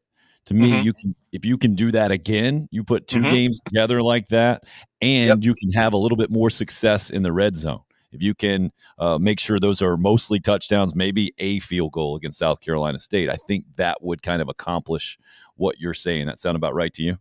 Yes, I totally agree. I think, that this football team, they've got ability. I don't think you can't, are they as good as some of the better teams in the SEC right now? I don't think so. I don't think they have the ability they need yet, but Shane Beamer is recruiting well. And I think they're going to be on par with a lot of these teams in the future. The worst thing that Carolina fans have done, in my opinion, every year, and I thank goodness I haven't seen it yet very much, is that they're always ready to replace the coach. It's always the coach's fault. It's always, coach is never good enough. And I'll tell you, I really like Shane, and I think it's not about liking him as a person, which I do. It's about liking him as a football coach. I think he's a very, very smart guy. I think he runs, a good ship over there. He relates well to the players. And so, I don't know that I necessarily like every coach on his coaching staff, but I do think he's come together and done a good job, and he continues to do a good job out recruiting. And for the most part, he's got some guys on his staff that recruit really, really well. So, the thing about most programs, though, Tim, if you look at them, it's not just about the recruiting of players, it's the development of players. Okay, that's where we all get lost. I mean, you see these 5-star guys that never really pan out, in some situations. They look great in high school, and then they go to college and they don't pan out for whatever reason. Well, my thinking on that is because they're not coached right. I mean, if you can't put a guy with that kind of ability in position to make plays, you got to help them get in position. Okay. You got to put them in a position to make plays. And sometimes I think that gets lost. And I'm not talking about just here at South Carolina. I mean, you can look across the country and see that, with some of the players that you hear coming out of high school that for whatever reason, they just don't ever get it. You can only go so far on ability alone. You need to, be able to mesh into the scheme that you're playing. And as a player, for whatever reason, and I don't fault the coach all the time either, by the way. Okay, sometimes players just, for whatever reason, they don't get it. They don't get it, mentally. They don't get it physically. And, those kind of guys are the ones that I have a hard time watching. Sure, because, if you come in with all those accolades and then you just don't do very much, I mean, it makes me question whether, are you tough enough to do this? Are you smart enough to do this? Are you, what's the holdup here? Why can't you make more plays? So I think you got to look at guys like that and just kind of put a big question mark above their helmet.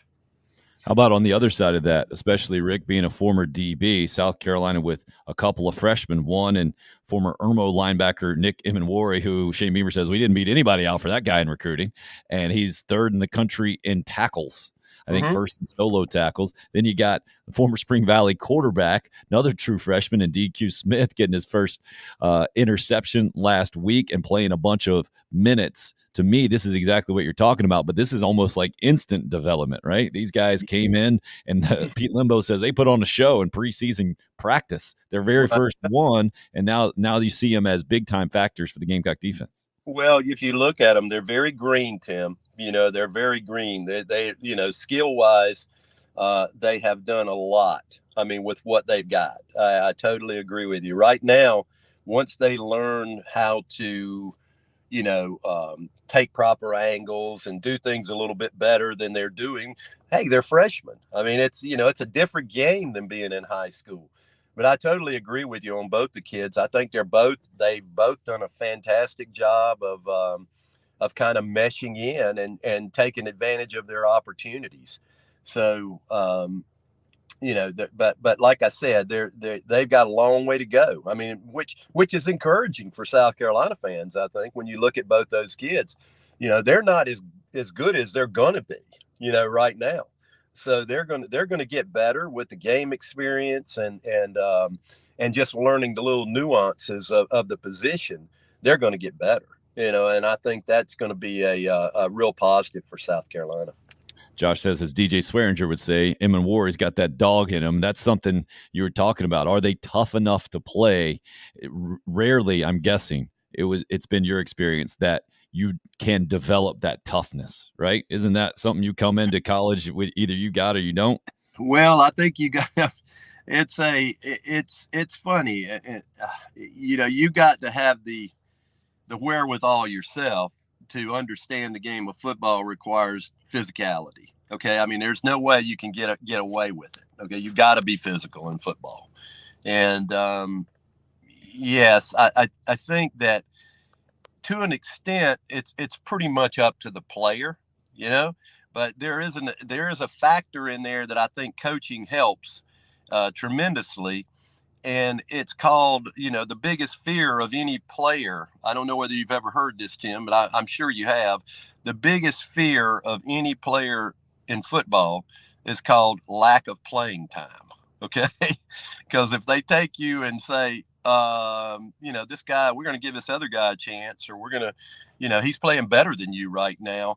I think that's kind of up to the player. I mean, to me, there's inexcusable if you come in here as a 5-star player and a 3-star player is playing ahead of you, or if you're a 4-star player and a 3-star player is playing ahead of you. Okay. That's kind of inexcusable to me. Okay. It's either you are not very smart or either you're just not very tough. And, the game of football is funny because it's not just, being physically tough and being a tough guy all the time and, talking a bunch of smack out there and doing all that. It's being smart. Most guys don't understand that you have to be smart to play back there in the secondary. You got to, you can talk all the junk you want, but, there's going to come a time, where I don't know of any defensive back in the history of football, and I've seen some great ones. I played with Mike Haynes in New England and Ray Claiborne in New England. They're great football players, but there are times that you get beat back there. It just happens. Especially when you got a guy on the other side that's pretty darn good. So, I mean, you've just got to be smart. You've got to, you try to be as smart as you can. And when it's time to be physical, you have to answer the bell. You have to answer the bell. If you can't do that, then you can't play. I mean, that's just that simple, So, I just hope that, and I'm not aiming it at any guys at Carolina. I'm just saying that there are some players there that, to me, need to be playing better than they are. Okay. They just need to be better football players right now. And all offensive, defensive linemen, they've got better ability than what they've shown over there, in my opinion. Okay. And there's a couple of linebackers that need to be playing better. Okay. And for South Carolina to have the success that they want to have down the road, they're going to have to play better, because if they don't, they're not going to win football games. A third of the way into the season, Rick, has this team shown you that it doesn't have the ability, or it's not going to be as good as you thought it might be? I know you mentioned closing the gap. You said, well, you got to kind of go walk that one back after that Georgia game. I don't think the Charlotte game is a major factor into that. I don't think the SC State game will be a major factor into that, but just the 4-game subset that we have right now, the third of a season. Do you feel like this team has kind of been knocked down a peg, maybe, in your mind from what you see? Well, it's like, I think it goes back to the same word I've said over and over. It's consistency. I haven't seen it. I haven't seen any consistency out of the offense or defense. We see flashes, you see flash plays, and you see things that, that make you think, wow, why can't they do that most every down, I just think they're just not as consistent as they need to be right now. Unless they get more consistent down the road, this team's not going to win a lot of football games. It's just, and Shane Beamer will tell you that. I'm sure Shane will say, look, we're going to have to go and we're going to have to play well, because if we don't play well, we're not going to win. It's just that simple. Okay. But I think for this team to be competitive with what they're going to have to be competitive with down the road, they got to put it together better on offense and on defense. The offensive identity has been talked about a bunch from the South Carolina perspective. From your defensive perspective, is that overblown, or is that a fair deal for South Carolina right now, developing an offensive identity that even Shane Beamer said after the game against Charlotte, work in progress, still trying to figure this thing out? Yeah, and to me that's somewhat alarming, wouldn't you think, Tim? I mean, you're halfway through the season and you're still trying to figure it out. I mean, and that's no knock on Shane. It's no knock on anybody over there. But I you got a really good quarterback back there. Okay, you got a really good quarterback, and I think the biggest disappointment that I've seen is not being able to protect him and falling behind in games where you don't have the ability to do what you want to do offensively. I mean, you've got to be able to come out of the gate stronger than South Carolina has. Okay, they've not shown that ability to me, and tell me if I'm missing this, Tim, but I haven't seen that ability to where we've come out with the football, taking it down the field, and make somebody else play from behind rather than playing from behind or either equal to an inferior team for a half. So it just to me that would be somewhat of a cause for alarm if you're still trying to figure out an identity with your offense at this point. I hear you, and it's really great for me to hear your much more informed opinion, having been there and done it on the field as at the level that you did, for sure. Rick, anything you want to leave us with today as we're headed into the South Carolina State week, and then a bunch of SEC games after that? Well, I just think that going forward, Tim, that they've got good players over there. Are they the best players in the league? No, they're not. But you see teams every week. I mean, you've seen games that are plenty of upsets already this year, and I think they've got players that can do that. They can upset teams down the road, but that requires effort, and that's going to require being able to control the game somewhat, rather than having the game controlled by your opponent.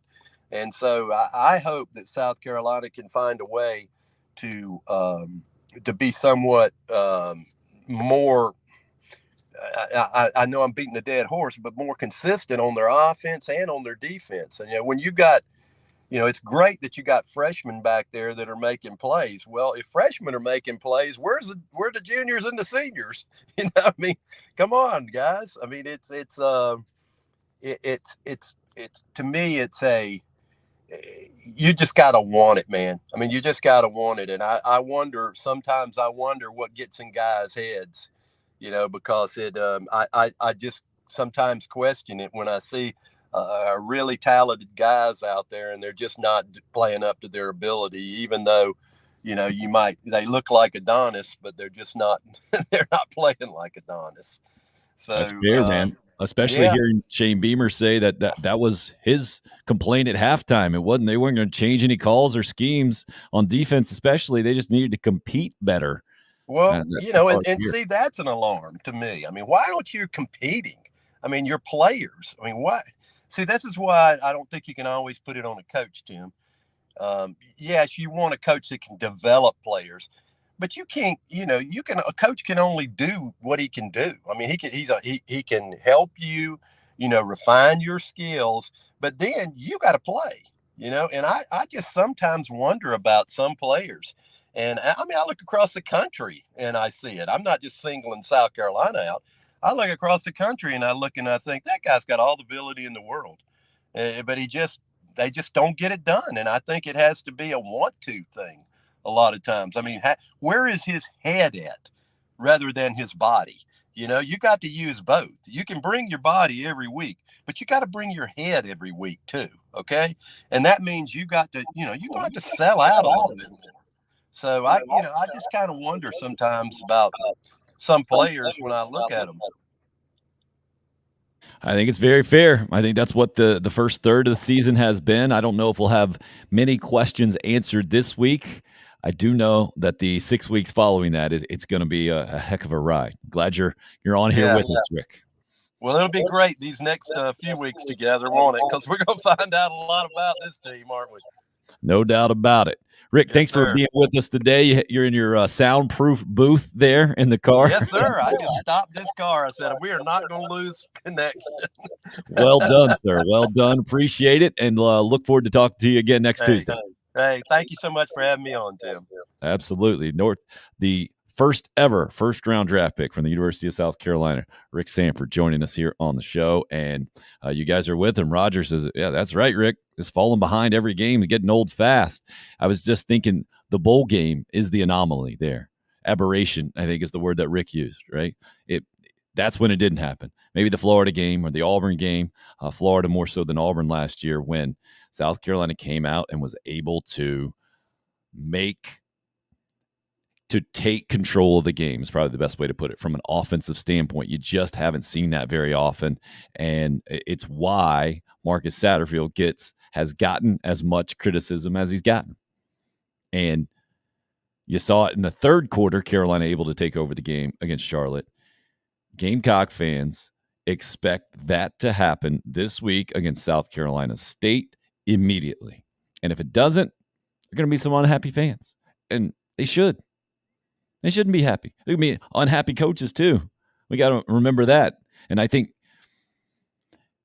the more that I think Shane Beamer gets comfortable in his seat, and maybe we'll hear more of that today, the more he gets comfortable as being a head coach. I think this also goes for Marcus Satterfield too. I think we would have heard from a much different tone had Mike Bobo been the offensive coordinator here under Shane Beamer as opposed to Marcus Satterfield in these weekly press conferences. We would have heard much more of challenging players publicly, I think, because of the security of having done it for decades.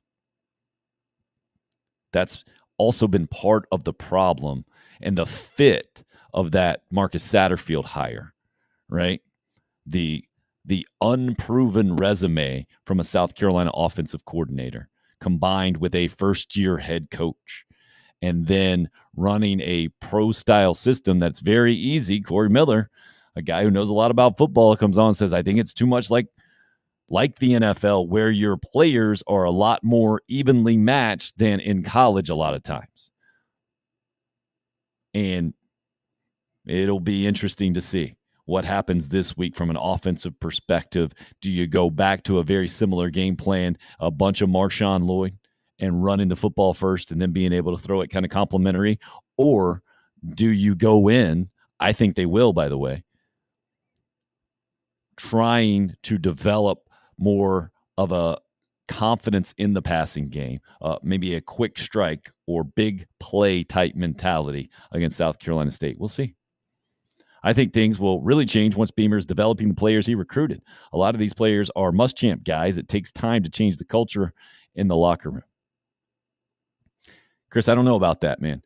And that's part of the alarm, I think, that Rick Sanford was talking about when you hear Shane Beamer say, hey, we're still developing. We're still figuring each other out. We're figuring out what we do best kind of thing. We got a new quarterback, new pieces here and there. Again, it's what college sports are now. College football now has become as well, with the proliferation of transfers. Just so many guys in and out. It's the turnstile, and it's only going to get faster, I think, in the next several years. So coaches won't be able to use that consistently. Fan bases don't have any patience for that. You can be patient with some results and the general direction of the program or development of the program, but specific messaging, I think, wears out pretty quickly. Been trying to continually update, and I think is finally official. Yep, it is official now. 7 o'clock, Thursday night. Gamecock football has been moved there. I'm seeing it in multiple sources. I still haven't seen the official email in my inbox. If you guys hear the inbox sound on the show, that might be it, right? I don't think they've officially put it out via email, or if they have, it hasn't gotten to my box, but I've seen several different outlets now say it is official. 7 o'clock. It's going to happen. This is so odd because they're doing the opposite thing in Florida. I'm watching a Central Florida announcement, still expected to be played as scheduled Saturday at 3:30. They're pursuing other options for like soccer games at Central Florida. I'm seeing from my buddy Darren Stoltzfus, who works down in Orlando.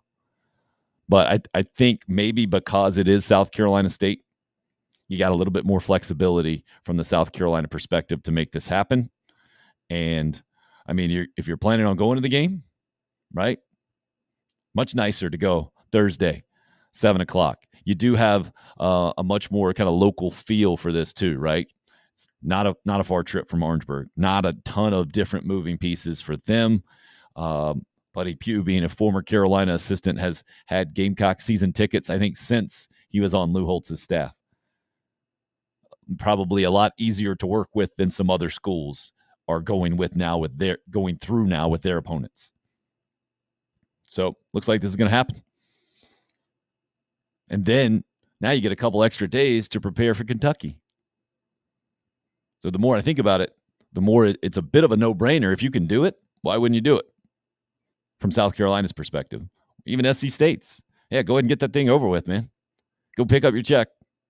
I'd much rather do it on a pleasant Thursday night than a slog through a rain fest on Saturday, or even noon on Saturday to begin with, right? And then maybe get a few more eyeballs on it from the South Carolina perspective on Thursday night too.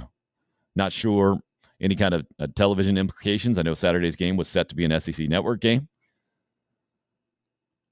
Again, I'm still awaiting official word, but several different media outlets out there going with it that it is going to, in fact, happen now, Thursday, 7 o'clock. I mean, it could very easily go on an old man rant here. What are we doing?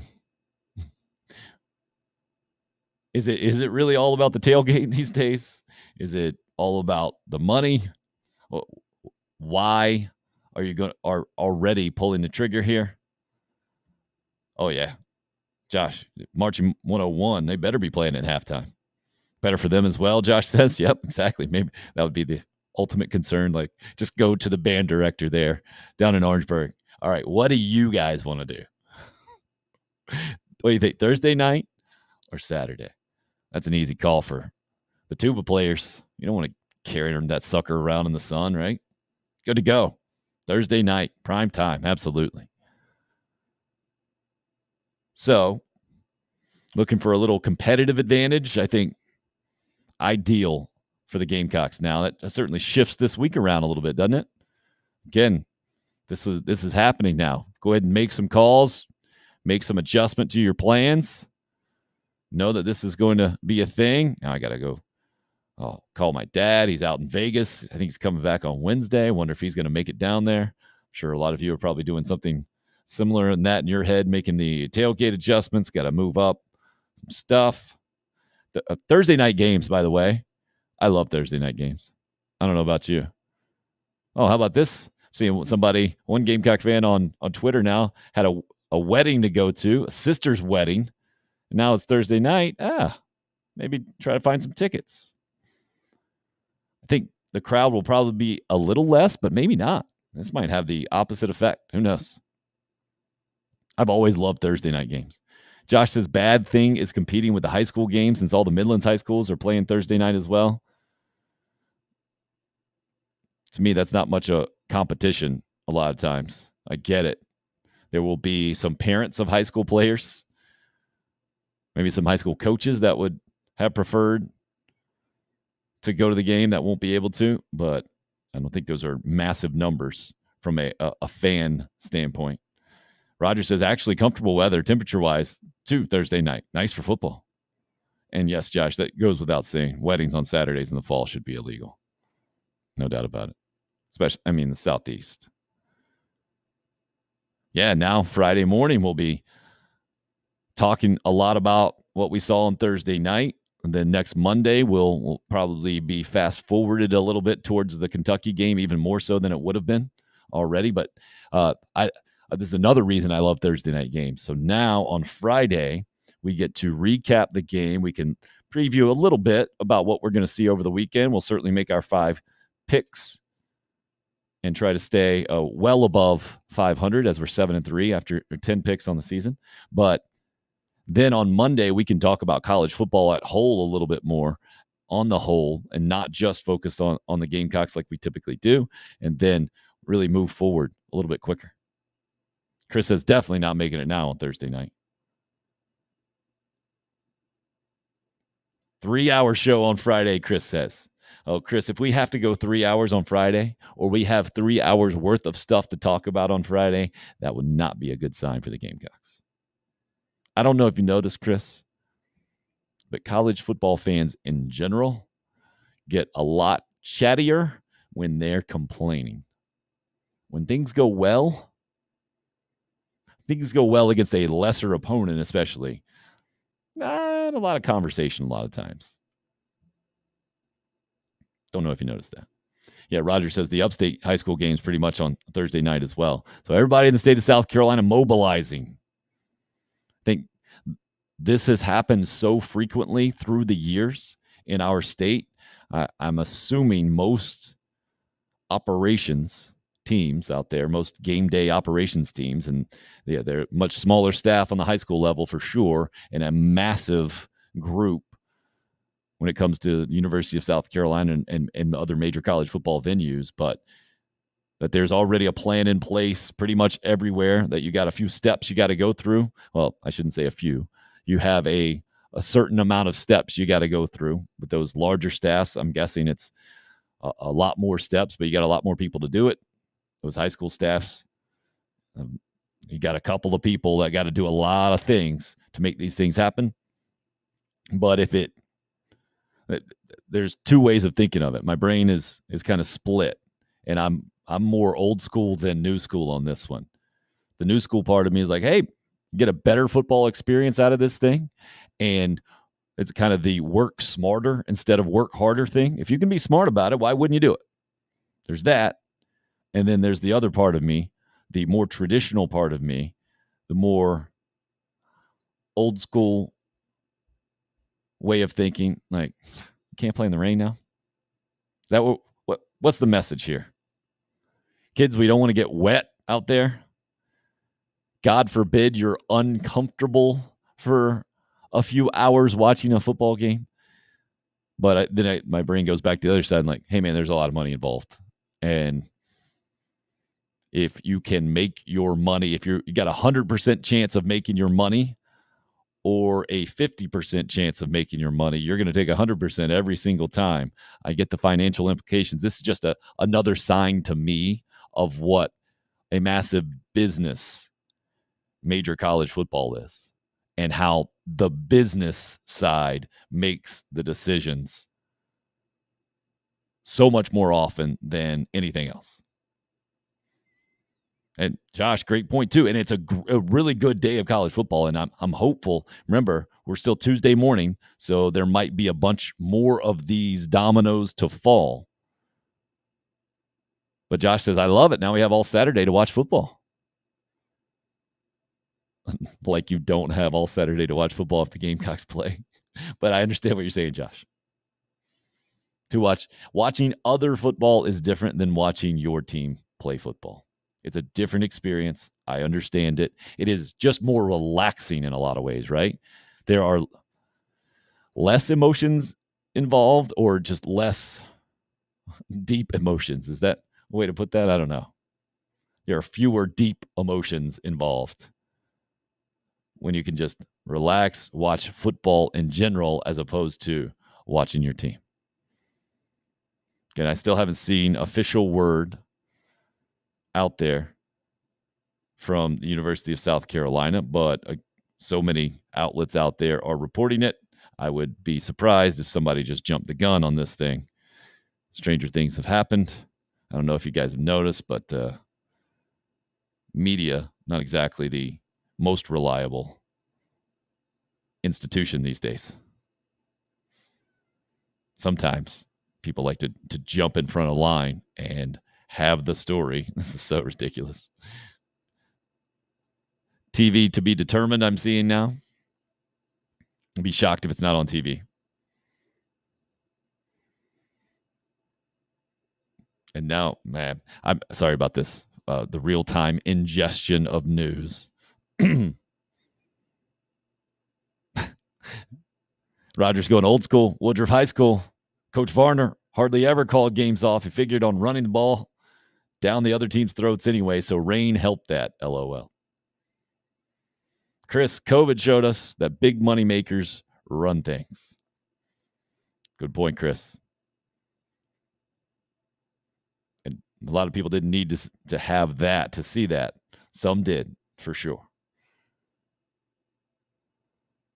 But again, from the high school consideration, it's just a little bit different.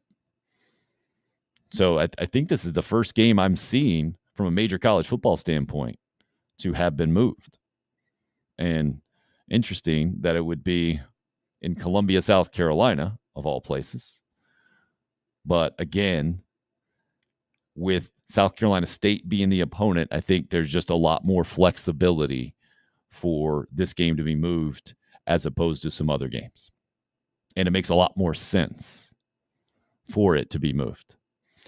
I'm seeing from Lou Bijak there at the state newspaper, Brooklyn Casey and Orangeburg Wilkinson now moved up to tomorrow at 7 o'clock. So adjustments being made all over the place. Got Airport playing at home against Aiken on Thursday at 7 o'clock. Looks like there will be very little Friday night lights in the state of South Carolina, if any, going on. And again, what we've seen through the years, starting with the flood several years ago, right? I mean, there have been a bunch of weather adjustments made for football games in the last several years in our state. And so I think that those plans ready to be mobilized. Troy says those are the good old days, Roger, when teams didn't move games. Well, I got that part of me too, man. Believe me, Roger's in there. But then now you got a Thursday night opportunity. Again, I'm a Thursday night guy. I don't know about you guys. I love the Thursday night games. Just a different kind of feel, different energy, different buzz. Josh says, hope USC gives the students off Friday. Come on, Josh, for South Carolina State. I mean, maybe the only way that would happen would be if the weather implications continue to grow more serious, I think. It ain't going to be a football thing, man. And if you're doing it right in college, you don't have Friday classes scheduled to begin with, right? So that's where it is. Looks like 7 o'clock Thursday night. If I did a flash poll right now, I think we would have like 90% plus pleased with this. Again, I don't see really any downside. The downside, and the way that I think, is just that it seems like awfully soft or a little overreactionary to move this thing. Maybe you had your entire weekend built around the game and the trip to Columbia if you're from outside of the Columbia area. But I think very few people were really pointing to this game on Saturday saying, absolutely, it'll be great. Brian, shot taken. Hopefully this game won't be televised on ESPNU. The broadcast last week looked like a Jefferson Pilot Sports SEC game from the 90s. It's exactly what my wife said. She actually went 80s. It's like, I feel like I'm watching a game from the 80s. Early on, especially. They eventually got the picture cleared up or tuned up. It was a rough one, Brian. No doubt about it, man. I'm guessing there have been some meetings called for that or some personnel adjustments made on the ESPN side of things. I would hope so anyway. Craig says, I love it. He thinks Kentucky's not happy about it. Daddy-o. We got it, man. We got it. Yes, everybody agrees. Don't have to kick a dog while they're down. It was a rough one, man. But again, this is the expectation thing. Like, you saw was on ESPNU. Like, what is on ESPNU anymore? Since the conferences have gotten their own networks, I didn't even know South Carolina had the option. I mentioned to you guys, I thought it was going to be SEC Network or SEC Network Plus. I didn't even know ESPNU was an option. York says, had a huge tailgate planned, but other than that, I can adjust. Attaboy, York. And Josh, Dave Neal was supposed to be in the booth this weekend. Aaron Murray was going to be the analyst for this game from the SEC Network. Again, I think they're still working out those details now about how they're going to make the adjustment on TV. He was not in the booth last weekend. The play-by-play announcer wasn't the issue in that game. So it sounds like I was trying to say 90+% approval rating. I'm guessing from Gamecock fans on this thing. And again, coaches and players, where usually that can be kind of at odds, right? I think this week, I think you're pretty good. Maybe some injury concerns. If you're trying to get guys on the field, maybe Shane Beamer would prefer to have the game on Saturday. But knowing what is after this, I mean, it was already kind of a glorified bye week to begin with when you're playing a team that lost to North Carolina A&T the week before. And it's a money game for South Carolina State, obviously, kind of is what it is from their standpoint. But now, even more so. And I don't know how to see that other than positively from the Gamecock perspective. Daddy-O gives a thumbs up. Chris, all right, now it's confirmed since Chris's daughter is a South Carolina cheerleader, and she told him they've moved the game to Thursday. Good. Thursday night football. Is that going to be September 29th now? Another game in September for the Gamecocks. At home and a night game. I think anytime you move that's another consideration here, right? Moving it from noon to night. September. All Gamecock fans take that. Now Josh says, would love to see us dominate early, put the backups in for most of the second half. I want to see Doty get more reps. Colton Gauthier as well at quarterback. Yeah. DC says, I remember sitting in the LSU stadium in a monsoon, raining so hard you couldn't see the band at halftime, but you could hear them. Well, I think that was mid-90s, DC, maybe early 90s. Is that right? Good for you, sir. Again, those do make special memories at the time. Not so fun, but it's one of those kind of badges of honor you can wear, I think, as a fan later on. Mine is, I remember there was a Kentucky game back in the early 90s, I think, like that. East Carolina one, maybe. All right, now I'm seeing the exact statement from Athletics Director Ray Tanner based on the current forecast and expected weather conditions, as well as information from our campus, state, and local law enforcement agencies. At this time, the university is confident in our ability to host the game on Thursday at Williams-Brice Stadium. Okay, there you go. Done and done. So what I'm hearing too, this is also 94, Daddy-O. Well done. Was that the LSU game you're saying? York was there as well. So that's another one, right? Hey, you were there. I was there too. Yeah. East Carolina was a pool party. And then do we remember them differently afterwards? I think, oh yeah, awesome game. That was great. Just because it's so different. Like, I'm sure as I was watching that NC State game, and it was 10-3, I think, right? That first Lou Holtz game, Derek Watson runs for more than 100 yards, but that's part of the 0-11 first year for Lou Holtz. As I was watching, I'm sure I'd be saying, oh, awful. This is not fun at all. But later on, I'm like, oh, yeah, that was a hurricane game. Great, right? So, South Carolina, small state, playing against South Carolina State, Columbia, small, short trip. Get everybody on board. Law enforcement has gone through this before, right? South Carolina in the last 5+ years, they've had to move a bunch of games. So, I guess Ray Tanner makes the same call. Hey, all right, here's what we're thinking. You guys do it. Make it happen. Fantastic. Let's do it. Ding. Shane Beamer? Absolutely. Buddy Pugh? Really? All right. And that's my recap, the reenactment of how this thing got moved from Saturday at noon to Thursday at 7 o'clock. South Carolina State. How about that for a significant show? Who would have thought the 8 to 10 live stream would have had the breaking news this morning? I definitely didn't think that going into the show, but that's what happens. That's why live can be so fun, also because you guys are a part of it. Steven, we survived the 2.5-hour lightning delay against North Carolina to open the season a few years ago. Good for you. Roger says, enjoyed the show as always. Good hearing Rick Sanford. Chris, have a good day, Tim. Fellow Gamecocks. Tater Troy, go Cox. Daddy-O says, somebody's wife probably recommended the change. Good point, because we know they're in charge. We also came to that conclusion today. And as we conclude the show, wanted to just give a shout out to Freedom Primary Care as a sponsor on the program. That first part, how about the freedom to move games, the freedom to make your own healthcare decisions, choices? A little bit different, right? One might be a little bit more important than the other. Surprisingly, in 2022, that freedom to make your own medical choices is still a thing. Freedom Primary Care values that highly. That's why I trust them to care for my family and recommend that you at least check them out. Give them a call. 803-627-2447.